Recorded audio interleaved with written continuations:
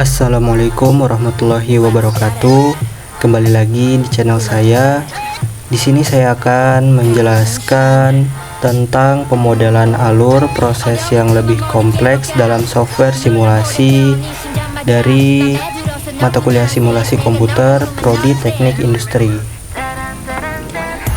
Bismillahirrahmanirrahim. Perkenalkan, nama saya Muhammad Firman. Saya di sini sebagai mahasiswa Prodi Teknik Industri. Saya mengajarkan sedikit tentang penjelasan ini. Baik, ini daftar isinya ada 7: penjelasan, diagram alir, metode pemodelan simulasi, manfaat pemodelan, tujuan pemodelan, contoh pemodelan, dan kesimpulan. Karena di sini ada 7 daftar isi, maka dari itu mohon diperhatikan penjelasan saya.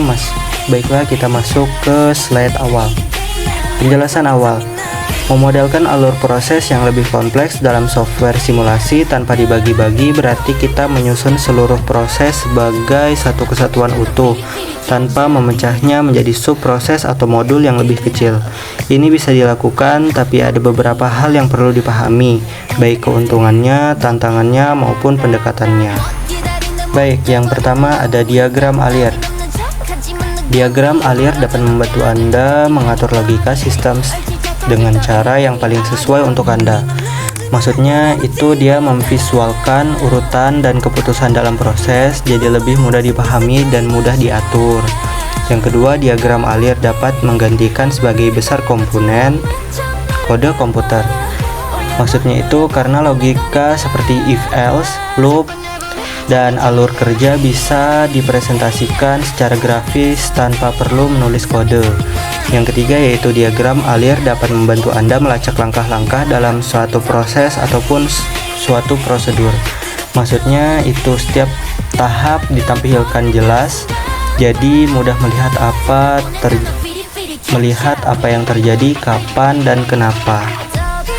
Yang selanjutnya adalah metode pemodelan simulasi. Yang pertama, pemodelan simulasi adalah proses membuat model dinamis berdasarkan pengetahuan ahli. Yang kedua, pemodelan simulasi dapat menggambarkan sistem nyata dan menguji teori tentang cara kerjanya. Yang ketiga, pemodelan simulasi dapat membantu bisnis untuk menganalisis hasil keputusan sebelum menerapkannya di dunia nyata. Yang keempat, pemodelan simulasi dapat membantu mengidentifikasi inefisiensi, mengantisipasi risiko, dan mengeksplorasi skenario. Oke, selanjutnya ada manfaat. Yang pertama, gambaran proses yang lebih realistis. Maksudnya, simulasi mencerminkan kondisi nyata termasuk antrian, bottleneck, atau keputusan dinamis. Yang kedua, evaluasi skema dan alternatif. Maksudnya bisa mencoba berbagai skenario, misalnya tambah mesin, ubah jadwal tanpa risiko nyata. Yang ketiga yaitu analisis waktu dan efisiensi. Maksudnya mengetahui berapa lama proses berjalan, di mana terjadi keterlambatan, dan apa penyebabnya. Selanjutnya adalah penghematan biaya, yaitu menghindari kesalahan desain sistem di dunia nyata dengan menguji lewat simulasi dulu. Yang kelima, data pendukung pengambilan keputusan. Maksudnya itu adalah hasil simulasi bisa jadi dasar manajemen untuk mengambil keputusan yang berbasis data.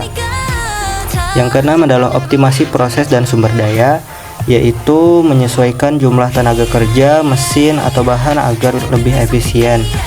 Terus ada identifikasi masalah sejak dini, yaitu menemukan potensi masalah seperti tumpukan pekerjaan atau kekurangan kapasitas. Yang terakhir yaitu fleksibel untuk eksperimen.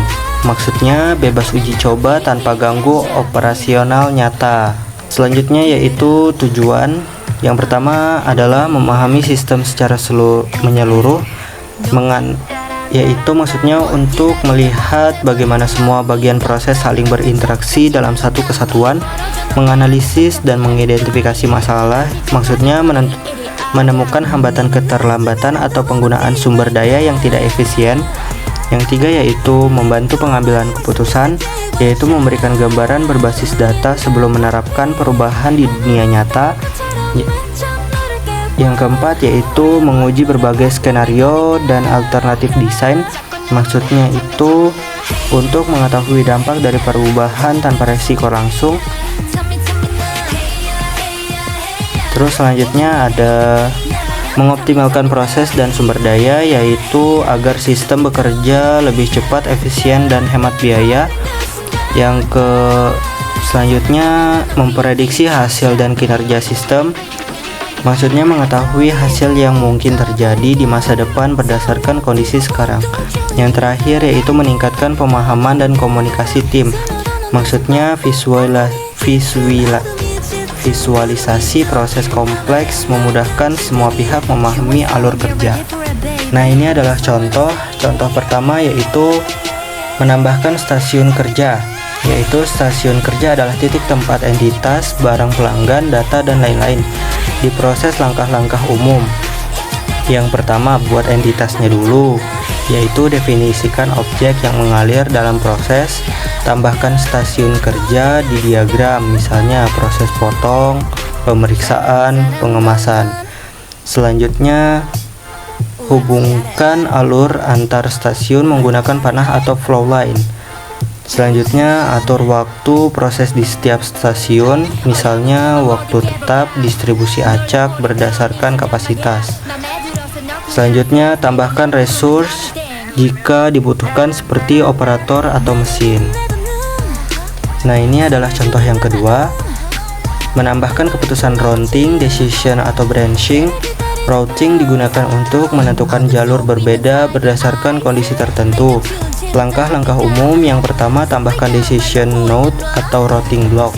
Yang kedua, menentukan kondisi pemisahan seperti yang A, jika kualitas lebih kecil dari 80%, kirim ke proses ulang. Yang kedua yaitu 70% ke jalur A, 30% ke jalur B, probabilitas. Yang C, berdasarkan jenis produk, routing berdasarkan atribut. Yang terakhir yaitu hubungkan setiap cabang ke proses berikutnya sesuai logika. Baik, kesimpulannya yaitu memodelkan alur proses yang kompleks dalam software simulasi memungkinkan kita untuk memahami, menganalisis, dan mengoptimalisasikan sistem secara menyeluruh. Dengan menambahkan stasiun kerja, keputusan routing, serta pengaturan antrian dan sumber daya, simulasi dapat mencerminkan realitas proses secara detail. Proses ini bermanfaat untuk mengidentifikasi masalah, menguji skenario, serta pendukung pengambilan keputusan berbasis data. Walaupun kompleks, pendekatan ini sangat berguna untuk meningkatkan efisiensi, efektivitas, dan performa sistem dalam berbagai bidang seperti manufaktur, layanan, maupun logistik. Baik, itu saja yang saya dapat sampaikan. Kurang lebihnya mohon maaf. Saya hanya mendapatkan 2 contoh dari penjelasan saya tadi. Saya mohon maaf untuk kekurangannya. Saya Muhammad Firman undur diri. Wallahu muwaffiq ila aqwamit thoriq. Wassalamualaikum warahmatullahi wabarakatuh.